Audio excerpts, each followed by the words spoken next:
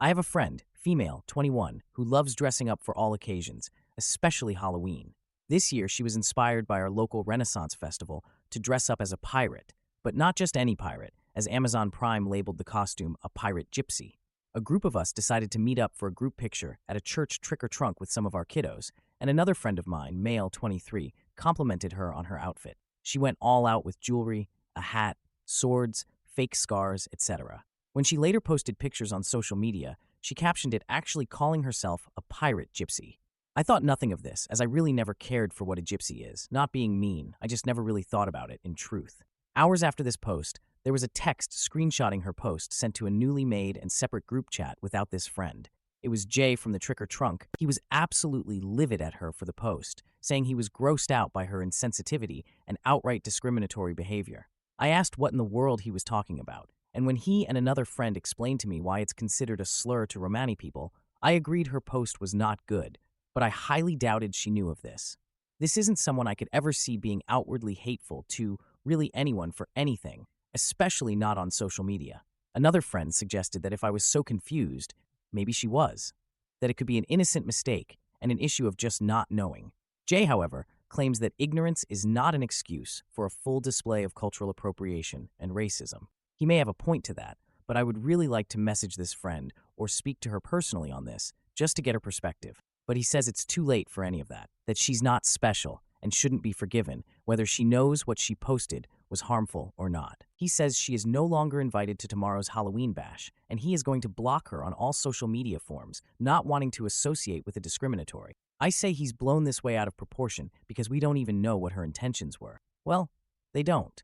But I do, because I messaged her. I asked her why she chose her costume. That's how I found out about the Renaissance Fair inspo and the Amazon Prime costume pieces.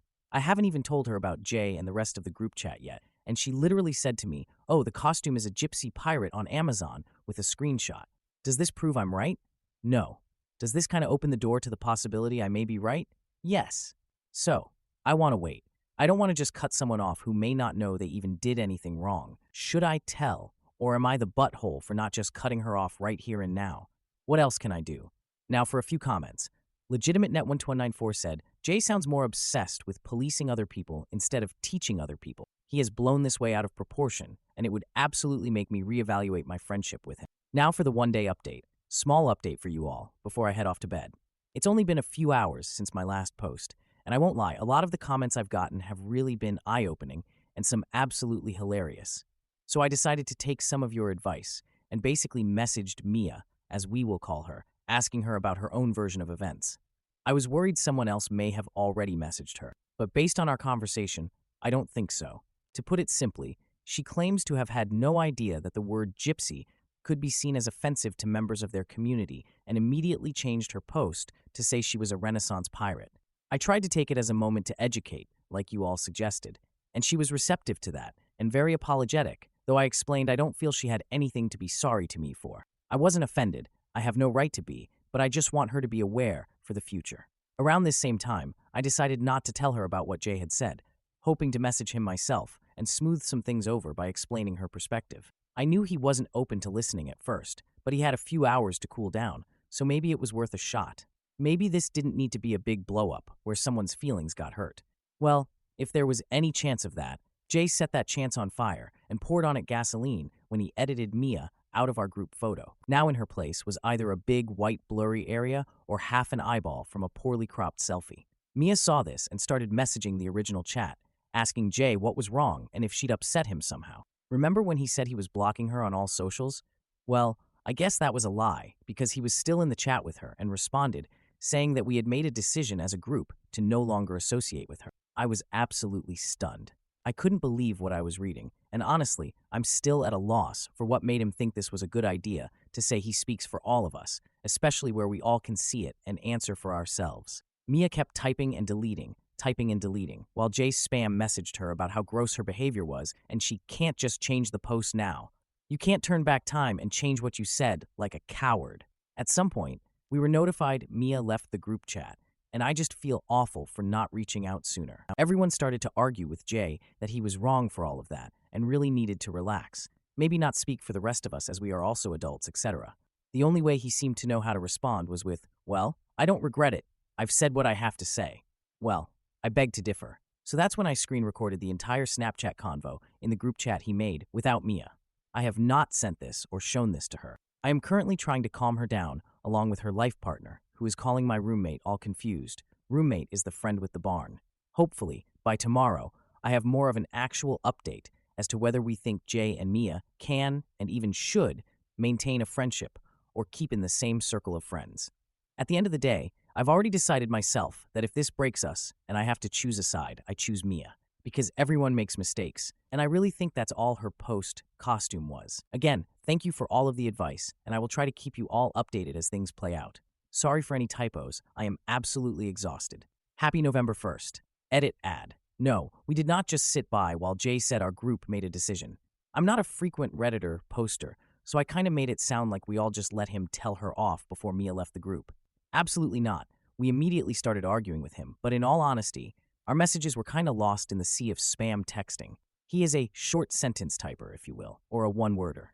Now for a few comments. Capital Temporary 17 said, he just doesn't like her and finally found something that he could use to get the group to drop her. Drop him instead. Pristine Walrus 40 added, when people talk about toxic people, they mean people like Jay. Now for the update. It was less than 9 hours ago I posted an update on this situation, and already so much has happened since I woke up around 7 this morning. First of all, we do have a new group chat that is appropriately called Feels Very High School without Jay in it, or his best friend, who has been a pretty silent party in all of this. We have nothing against him, but we are irritated as he was watching the entire time Jay went off in the group chat and spoke for the rest of us. Which, by the way, I do apologize for not being more clear. We absolutely stuck up for Mia while she was still in the group chat, minus the one. Now that I'm more awake and have the time to type it all out, I will elaborate further on what exactly he said. More fake names below. This is typed out word for word as I'm not comfy sharing the screenshots online. Some parts skipped over for time and reading purposes. Mia, hey Jay, is everything okay between us? Your post kinda hurt my feels. Don't act like you don't know what you did. I don't believe for a second you did not learn about the G-word slur in high school, just like the rest of us. You don't get a pass just because you're stressed or whatever. No one cares. Who's making jello shots? And do not give me that nonsense about you going to a private school. They learn it there too. Jay, I am sorry. I really didn't have any idea. Are you Romani? I had no clue. Will you calm down? Jesus Christ, it isn't that deep, dude. Ignorance and disrespect to others is just fucking disgusting. No one wants you at the party tonight, by the way. We all agreed you shouldn't come over if you are fine being so uneducated. Yes? Mia, we absolutely did not.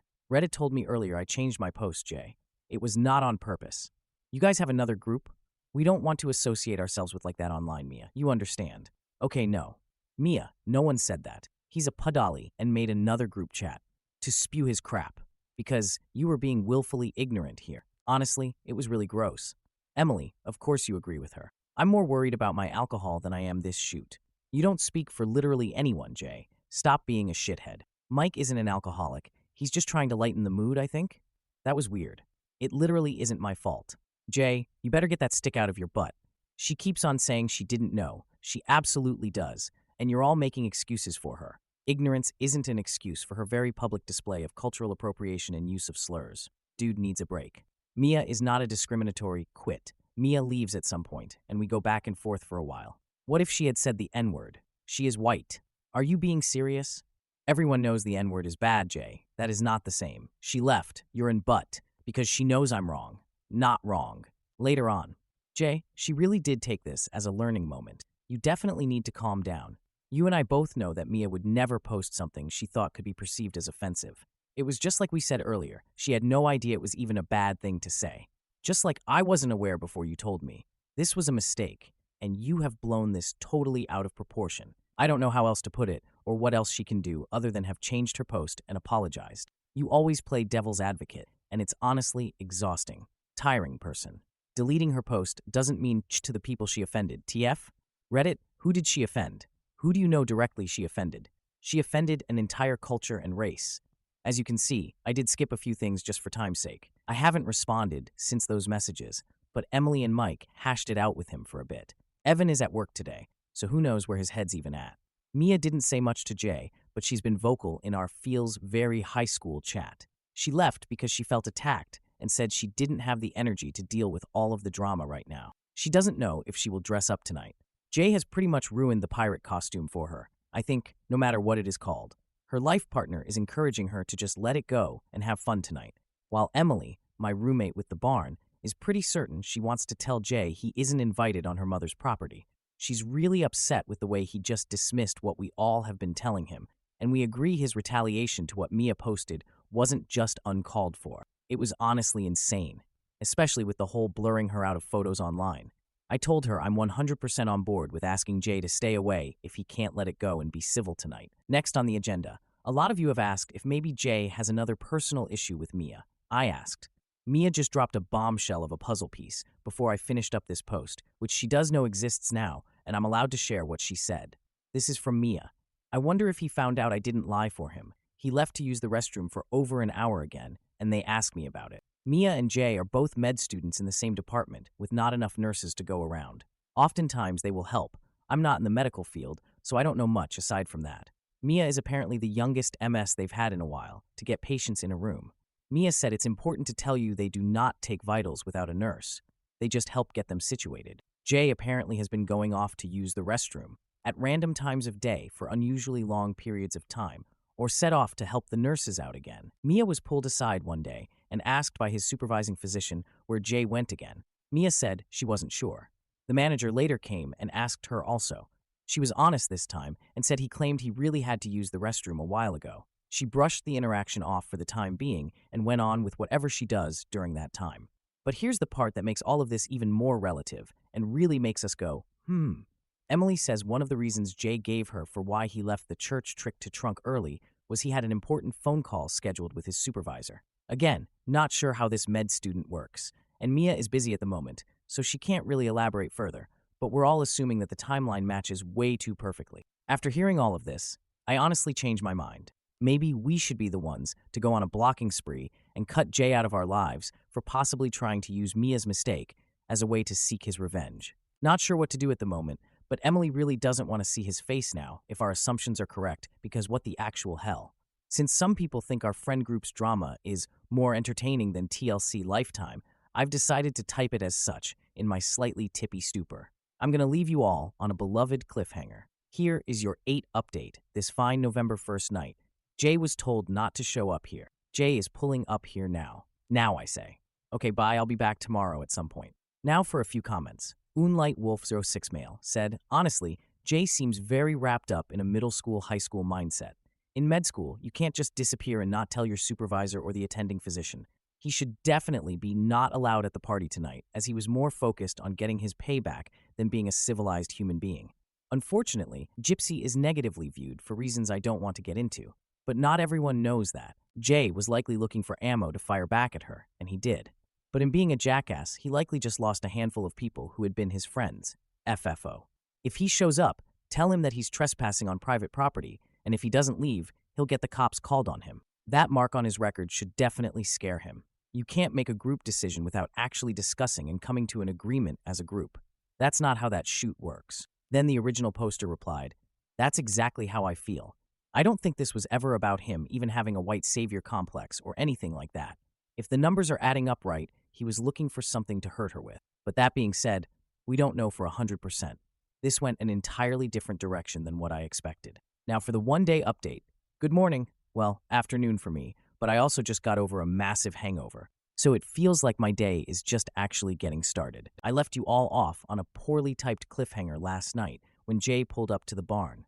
Emily formally uninvited him as I was typing the last update, and he opened it but never responded.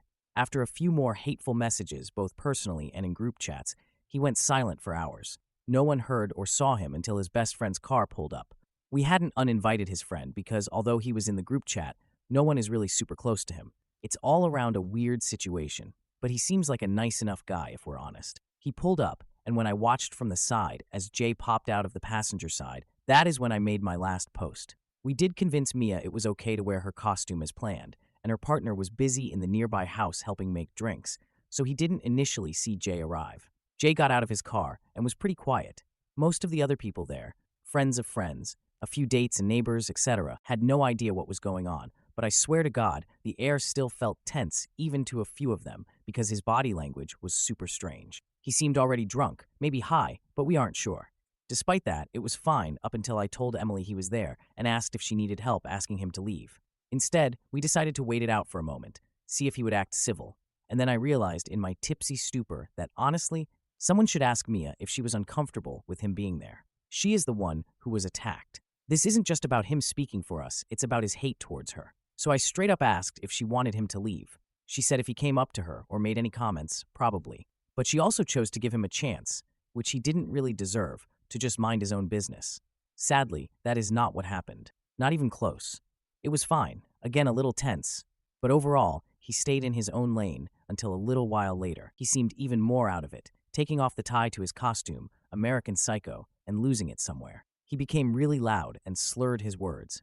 I'm assuming his best friend was supposed to be his DD, but also started drinking but at some point left, not in his own car, still here this morning. We are hoping to hear back from him soon, and I'll let everyone know when he is found safe. Jay came up to one of us for the first time the entire night, asking to crash here instead of seeing about a car service. Mike, who is Emily's boyfriend, said absolutely not. And then someone, I don't remember who, jumped in saying that Mia was staying the night and that even if she says it's fine, they know it isn't. Jay absolutely lost his shoot. He started screaming things we could barely understand, but collectively, this is what we put together. Mia, Mia, Mia. Everyone chooses. Mia. Who do we all care? She a discriminatory. Looks like an intimacy lover in costume. He also sounded like he was saying something about a tase, but Mike thinks it was actually tease. Like I said, he was basically gone at this point, and it was even hard to understand when he was asking to spend the night. Mia's fiancé was right behind him. He didn't even know Jay had arrived because he was bartending inside the house, and this is how he found out Jay was there. Not sure how he didn't know sooner, because where the hell did Jay get the alcohol, if not at the makeshift bar area in the kitchen? Anyways, so he basically grabbed Jay by the back of his dress shirt and started to force him outside. We encouraged the few people who saw to keep partying and followed him to make sure he didn't end up catching a case before we saw him literally throw him in a tub, those big water containers for animals. Jay shot himself out of there and fell flat on his butt in the dirt, yelling. Mia was full-on sobbing at this point. Yes, she was with us when all of this went down. Jay started mumbling shoot, and Mike took him off somewhere, according to him calling Jay a car service because his phone was drenched and ruined. Mia was pretty much sober through most of this, and remembers things better than the rest of us. Apparently, she did have a brief interaction with Jay when the rest of us were off doing something. He just kinda looked her over and rolled his eyes before walking off, according to her. We also found out earlier today that Jay was heard talking about Mia's social media post with a few people there. I'm gonna look into this further. She has blocked him on everything at the ask of her partner because of all this. I personally don't want to speak to Jay anymore after everything. I don't want a friend like this. And I don't want friends who stick around people like this. Emily and Mike feel the same while Evan wants to talk it out with Jay when sober first and see what all of this is really about. Truly, I regret even being dumb enough to let him stick around and feel me and Emily messed up by even giving him this chance to be around. I now think we should have made him leave from the start. I will post if we make more discoveries about last night later. For now, I'm getting a headache to leave and need a DoorDash. Now for another update. So, we might be at the end of the road, my friends. Jay's friend resurfaced for his car a few hours ago. A lot to get into, but let's just say his family almost got police involved because he went missing for nearly 24 hours. It turns out the reason he left was not because of drunkenness, but because he would have caught a case if he hadn't. In coming back to get his car as we were all cleaning up from the boo bash, he stopped by to spill a few beans himself. I feel like I'm living an actual TV drama, and I might need a sleeping pill. Any suggestions? I feel a migraine coming on, and you might too after this one. Jay has been having an affair with his best friend's wife. Before his friend found out about said affair, Jay confided in him a few struggles of his own prior to the discovery, including that he was not only informed he needed to seek a new practice to complete his medical internship, but what Jay said he was doing in the bathroom. Jay has self-diagnosed intimacy addiction. He claims Jay said to have been beating it off with cam girls and on the hub. He also said that Jay had a thing for Mia about a year ago, but then she met her fiancé, and their engagement about a month ago has sent him in a full spiral ever since. Along with that, he actually has had Jay's wallet this whole time, so who knows how the man paid his ride home or wherever he went. If this was not my life, I wouldn't believe this, but honestly, it's starting to make sense. He says he learned about Jay and his wife's affair because Jay was so wasted and out of it at one point that him, being the fool he was, gave him his phone to take a picture of Jay and Evan.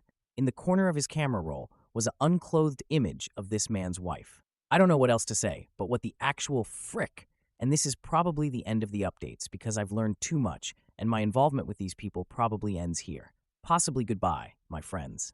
Now for a few comments. I suspected this would not be over, and I was right. I hadn't realized it at the time because, as I've said before, no one was all that close to Jay's friend Zach. Well, Emily got curious and looked up Zach's Facebook again because she got to thinking and she was like, you know, aren't they having a baby? Like, actually? Didn't get where she was coming at first, but the gasp that left my body. Sweet baby Jesus help us all. Yes, according to his cheating wife's public posts, she is expecting. She is almost 6 months along. Now let me leave you all with this image because if it is in my head and I'm telling you all about this chaos, you're going to have to live with it also.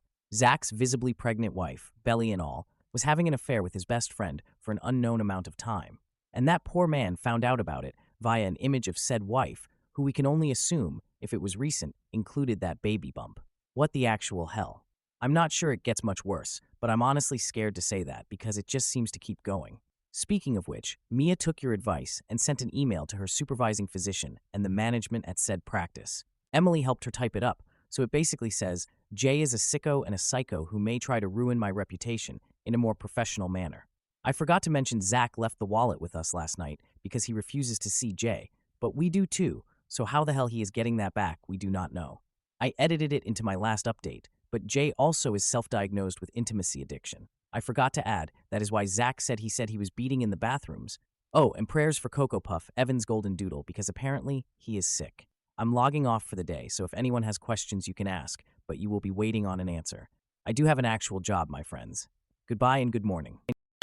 Am I the idiot for thinking the universe was playing a cruel joke on us when we finally got pregnant on April Fool's Day? After nearly 18 years, PCOS, endometriosis, anemia, surgeries, a miscarriage, 12 years ago, less than 4 weeks, hormones, tests, heartache, tears, and thousands of dollars, it finally happened. The Mrs., female 35, and I, male 40, had all but given up hope on having a biological child. And it all happened out of the blue. On Monday of this past week, the Mrs. worked early, said she got to work and was feeling a bit off. Her ladies' time had been regular for the first time ever for about the last year.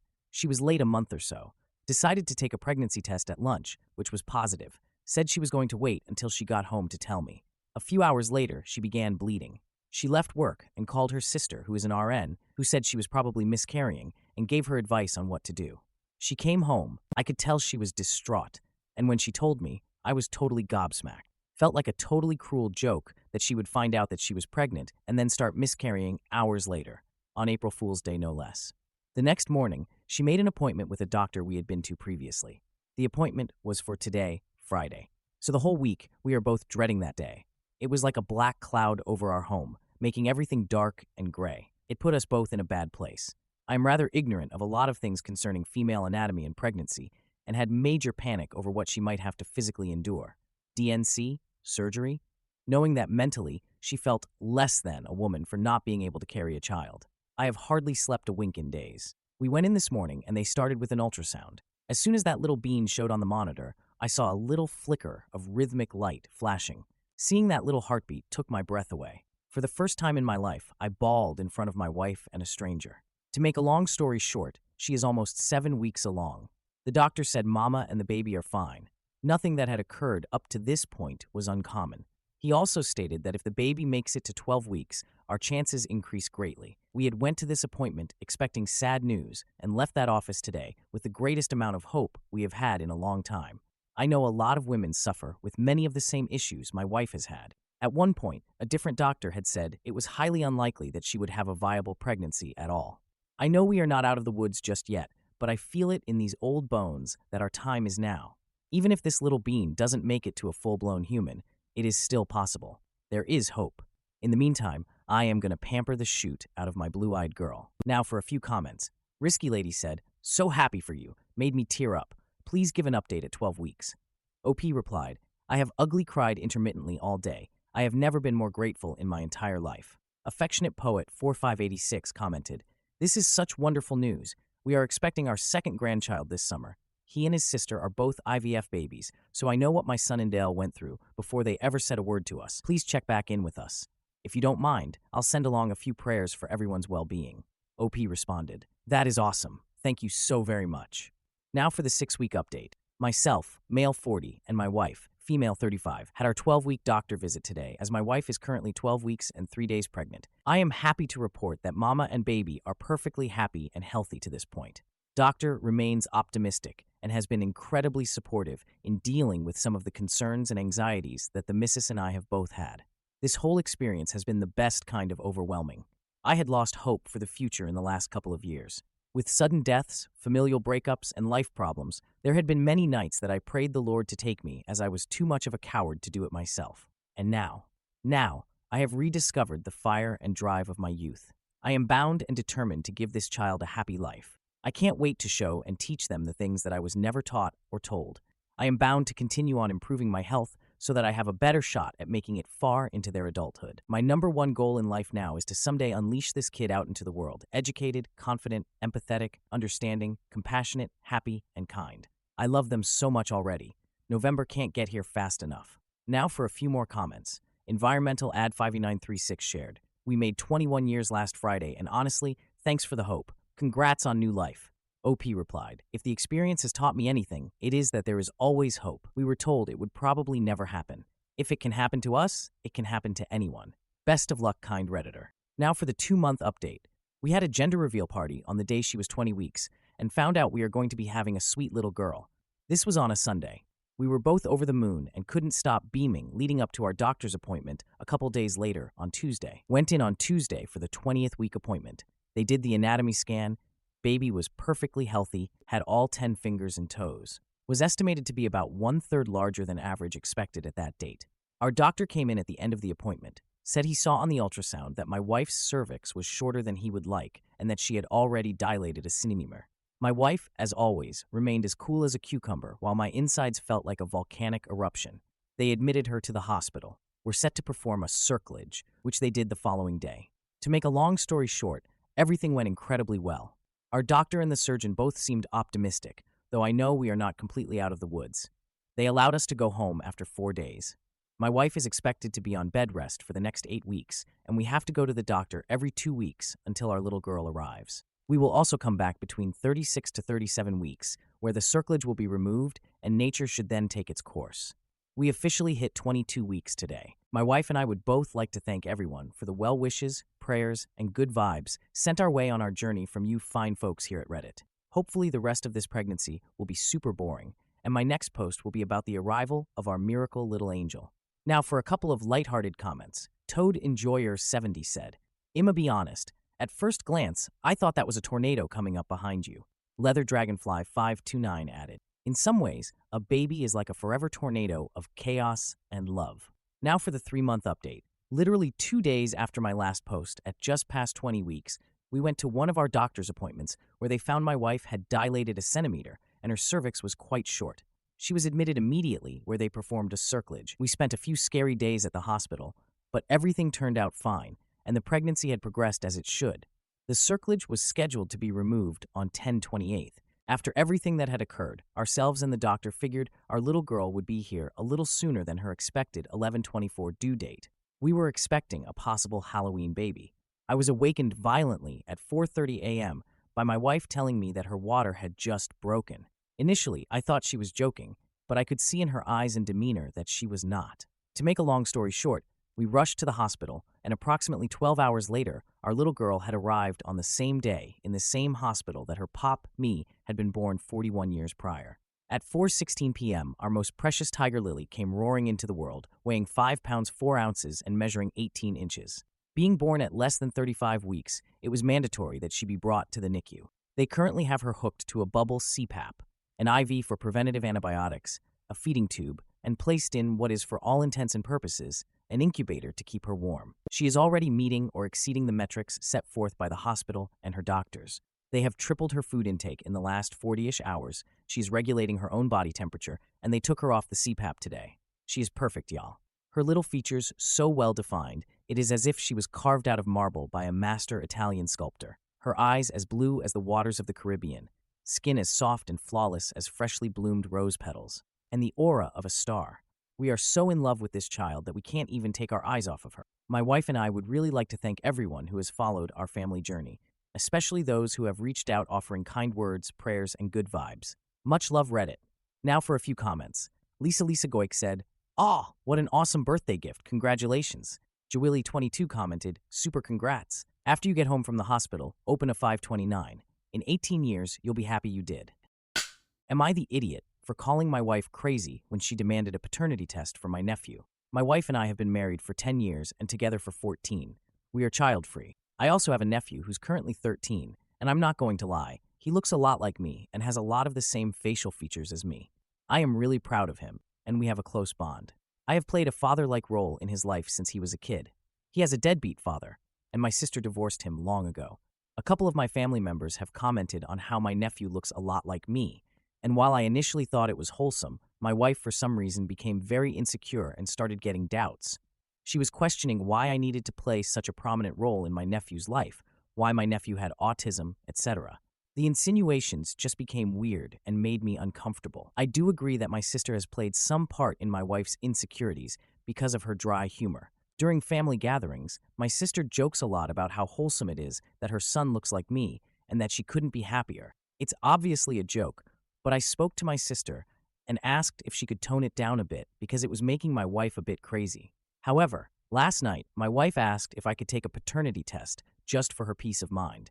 That's when I finally snapped and called her crazy, and that marrying her was the biggest mistake of my life. I did immediately regret saying it because I meant none of it. My wife is the love of my life. But my wife got quiet and started crying shortly after, and I had to console her. Was I the AH? Now, for a few comments. Beginning Lemon 4607 suggested, "Your wife's new homework is Punnett squares." Usernames all taken 69 added, "For real, my nephew looks exactly like me, and I never even considered this happening. I'm not married, but if I had a wife that was like, 'Prove to me you didn't frick your sister,' I'd be mortified, maybe unrecoverable so." Sleipner82 shared, "My sister and I look a lot like our cousins, my father's older brother's kids, to the point that people in the past said the four of us look like sisters. We have also been told we look a lot like our fathers. If some family member or anyone had suggested something like this, we all would have laughed super hard, especially given that when all the cousins were conceived, my father and his brother lived more than 1,000 miles away from each other." Usernames all taken 69 replied, "Some people don't understand how hard genetics go, lol." Trixie Goose commented, "Totally. I look a lot like my aunt, as in spitting image. It's pretty crazy, actually. But you know, I came out of my mom, not her. There were witnesses and everything, I'm told." Secure A8968 said, "For real, it's so common for children to resemble your siblings, since, you guys share a gene pool. My baby is 4 months right now and looks like me, my husband, my brother, my nephews and nieces, and even my great-grandma all at once. Did I somehow frick all of them for one baby?" Now for the update. Hey everyone, quick update. The gist of it is that I've agreed to take the test, but under certain conditions. I understand my wife is being paranoid and delusional, but I want to take the test just to ease whatever irrational fears she has. Sometimes these fears have no logic, and I too have had some irrational fears before, and there was no logic in them. I spoke to my sister about it today, and she was obviously pretty angry at my wife. However, my sister and I discussed it at length, and she agreed to the test under certain conditions. I spoke to my wife after and told her I would take the test under some conditions. My wife was very happy that I had agreed to take the test, and I then told her the conditions. The first condition being that she had to stop these insinuations immediately. My wife immediately agreed to it. The second condition being that there were going to be no more arguments on me spending time with my sister and nephew. My wife and I have had some arguments over the years where she asks why I spend so much time at their house. My wife agreed to the condition, although she took some time to think about it. The third and final condition was that I had liberty to go on vacations with my sister and my nephew without my wife being there. I told my wife up front that my sister doesn't want her to come on these vacations anymore. My wife was a bit more hesitant on this, but she ultimately agreed to it. That's probably my final update. Thanks everyone for the advice. Now for a few comments. J7488 remarked, "Honestly, if I agreed to take the paternity test, the results will come with divorce papers." Hella Shell thought, "I thought it was going to be under the condition that she got a psych doctor immediately." Docker Social Determinants sarcastically added, "This will clearly resolve everything. S. I give her 1 month before she claims you lied about the results or it's a false negative." MS Morningstar pointed out, "The thing is, the test is going to show they're genetically linked because he is the kid's uncle, and that alone might be enough for her to be convinced he is the father, even when the percentages don't line up. This isn't a mentally stable person he's dealing with. Therapy should have been one of his conditions." Kiki Jane 7111 shared, I have to be honest that I can't believe he even wants to be with his wife anymore. I don't care how much he loves her. I love my husband dearly, but if he ever did what she is doing now, I would instantly be over him. Like for real. It is disgusting, ridiculous, and just makes her look incredibly stupid on top of it. I'd be livid.